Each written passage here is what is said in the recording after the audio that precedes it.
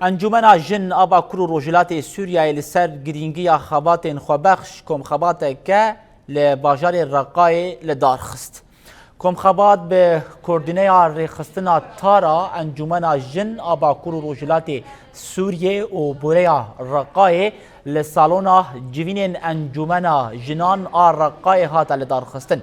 دکم خبات ده کسایتن فمینیست ین سربخو اکتیویستن سویل ین دقادن خباتن مروی ده بشدار بون. دکم خبات ده لسر گرینگی خباتن خوبخش ارینی و نینی نوی نقاش هاتن کرن. بشدارن نکم خبات دیار کرن کو جن ده خباتن خوبخش ده خودی رولک اکتیفو گرینگن.